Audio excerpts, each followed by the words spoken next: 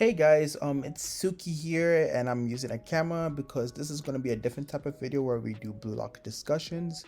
And for this one, I wanted to talk about my thoughts on the U-20 World Cup as I haven't really talked about it since chapter 314.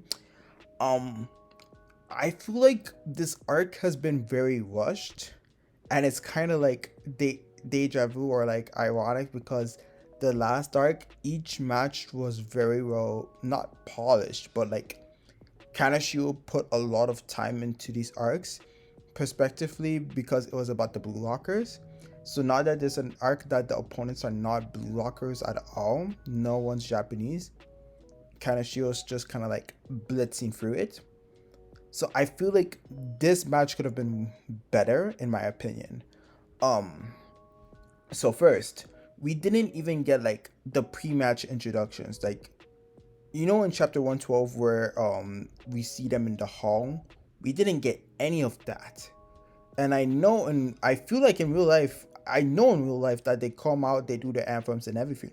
Like we didn't get like any of that build up. I know Kanashiro is his own mangaka, but I would have loved something similar to like Haikyuu where they did the whole teams meetup where we could have got a lot of new Gen 11 reviews from just before the game even starts. Like a lot of build up could have been done before the first game, like how Haikyuu did with Nationals, where we see Bokuto meeting up with Hinata saying you finally made it to Nationals, Itachiyama, like all these threats. It builds up all this intensity. I know Kanashiro has this thing where he likes to keep the opponent's secret, like kind of how he did with the NEL and the first selection, where he won't like review them until the game of. And the only time it kind of had to change was because BM had a break week, so they kind of had to review how good PXG was. But yeah, I feel like one thing I'm gonna be scared of is as well is the way he does his things is like he isn't the best when it comes to manipulating more than like 4 to 5 people per team, because in BM it was like Kaiser, Ness, Grim, Gesner for one game, and then those were the four non-blue lockers who does stuff. So like I feel like Kanashiro, because he's made so many characters, he's like gassing himself out. So one thing I'm scared about is like every country we meet, France, it'll be Loki, Charles, and then the new Gen 11, and that's it. Everyone else will be unimportant. England will be Aggie, the new Gen 11. Maybe one more character might be relevant, but that's about it. It really nervous me because he's never gonna beat the striker defending the all the time allegations. As if we only like make few characters irrelevant, it's not gonna like make any changes for the other characters. And I'm sorry if I sound unscripted. This is an unscripted video. Let me know if you guys want more unscripted videos like this where I just give my discussions. I would love to do this for like the BlueLock Chapter reviews and stuff like that. So yeah, I really hope Nigeria scores at least one goal. If that doesn't happen, Kanashiro has done West Africa dirty. Because I know he is not going to give another representation to West Africa unless it's in the main World Cup. And we may even just get one match, which is like what, Nigeria again. We could see like Nigeria face off against Blue Lock, and like let's say they make it to the knockout stage and they face each other. That's the only time I can see them facing each other again. But like for now, it seems like Blue Lock is pretty much done with Nigeria. Like I could see there's nothing Nigeria is gonna do to even make this a draw. Like I predicted, I completely fumbled the bag in my predictions. Another thing I really disliked about that they haven't done yet is Ganbari. How do you make Yosumori Horiichi, which is the Japanese coach, better than him? And the Japanese old coach was so terrible already.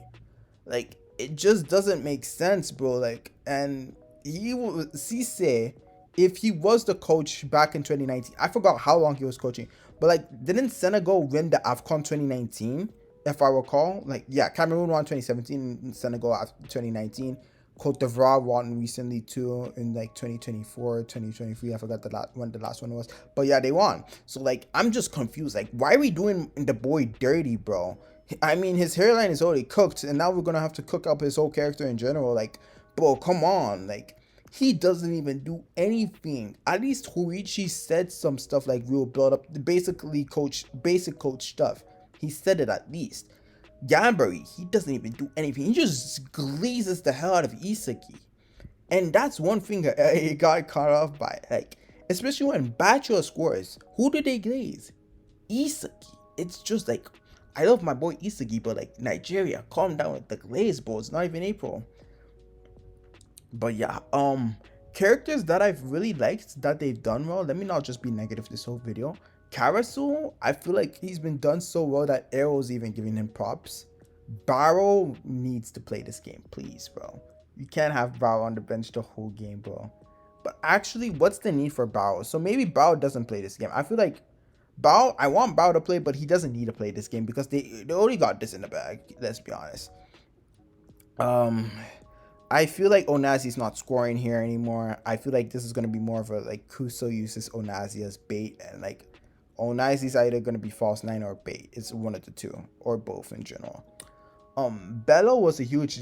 Oba Bona was a huge disappointment for me. At least Bello had some moments with the ball where he, like, kind of cooks, like, chapter 312, where he cooked Bachu, and then, in the build-up play for Onazi's super shot, that Gagamal save. Like, both those moments, it's like... Bro, I've just been like having a day with Nigeria. If we don't get another, we're not gonna get another West African country. What else have they done like really dirt? I just feel like this match has been really fast, bro. Like, how many chapters has it been? It started in this panel. I'm not even on with the screen of the Nigeria review. That was chapter 312. We're on chapter 318. 6 chapters. 45 minutes and 6 chapters. I feel like we could have got like what, 10 chapters? I thought this was going to be like a 20 chapter match at least, at the best. But then again, or at least 15. This match very well could have been 15 chapters and I would have been fine. Like 2 volumes, maximum 16, because what is it, like 8 to 9 chapters that it is for like a full volume? So Nigeria could have had 2 full volumes. We're not even gonna get 2 full volumes at this pace, especially like you know, when mangakas have this thing where, okay, the win is clear, so we're just not even gonna show off the rest of the thing. Like how PXG was like, okay, we know PXG is gonna beat Barcha, let's skim over the Munchen versus Ubis, and then we come to the end game where Shido scores the game winner. I feel like we're gonna get that with Japan soon. One thing that I would have also loved is that I'm also scared about is the side matches. I've talked about this in a TikTok where I talked about how Kaiser and Bunny can't meet up with each other if Kaneshiro wants Japan to face Spain, Germany, and France in the knockout stages. If that happens, they cannot face each other. So I'm still like hopeful for more side matches. And this may make me seem like an Isagi hater, but it's impossible, first of all, to do all the new Gen 11 in this arc. So I would hate for them to have to be like delayed into another arc or to be done in this arc. Because like this is the only time they're going to be relevant as new Gen 11. Because let's be honest, what arc with this current timeline, like where they're under 20, can Kaneshiro do next? Like, I feel like we're going to get a time skip after this arc, unless they do the Champions League arc immediately after, like a clubs arc. But then wouldn't it be, actually, it would be more impactful if they like did a time skip after this. I really don't think there's a need for another arc after this arc, if I'm being honest. Because BlueLock is going to get repetitive. That's another problem where I was like, okay, I kind of almost believe that Kaneshiro is going to end this arc after this, end the BlueLock story after this game. Not after this game, but after the arc, because like, what can BlueLock do now? We've already done round robin arcs with first selection and the NEL. We've done second selection. That was one of my, that's still top 3 favorite BlueLock arcs for me, on my opinion. I loved second selection. That's when the unpredictability was still there. All this hype, intense moments were still there. Third selection, that was Dogwater. I mean, it wasn't Dogwater, but like that was the lowest stakes, if you know what I mean. The U-20 match, the best arc in my opinion still. I know it's just one match, but like there was when you do a super long arc like the NEL, you're bound to make some flaws in that arc. So like it was bound to like get a lot of negative feedback, which it did. Like you're only having one play, especially the way Kaneshiro handled some characters. It's why I can't give any other best arc of the Blue Lock manga. So I am very concerned because we've done so much hype, and if you know the Blue Lock YouTube community, like Hurio, Arrow, they're getting less views, and it's getting known that people are like, I don't know if it's still the algorithm or people's interest in Blue Lock is dying.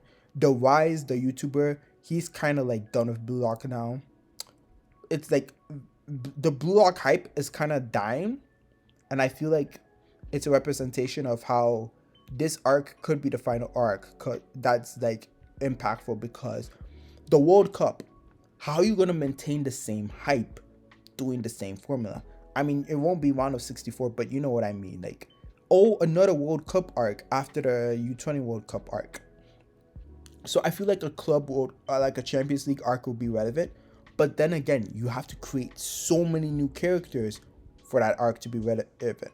Or just like make it a short arc where you do like what? One group stage game, semifinals, finals, or whatever. Like just do the main intriguing matches for that game. But my fear is that Kaneshiro is gonna like not be able to tell. He's always gonna be able to tell a compelling psychological story. But in terms of the football aspects, I feel like he's kind of died down. Like he hasn't been the same since the U-20 exhibition match. Like the NEL, they're all the games I loved them. Don't get me wrong, but like it started these tropes where like he's relying on the characters he has, and he doesn't feel like making every character useful because there's too much to write with. Like the whole striker saving all the shots narrative came here. Goalkeepers not doing crap came here. And the last time we got a competent coach was an ego, which I hope we still get that. Like I'm gonna stop yapping now, but yeah, I just needed to get my thoughts out, just unravel my head out. I just watched the Demon Slayer movie. Akasa was peak. Yeah, I hope you guys is enjoyed me just rambling on about the U-20 stuff.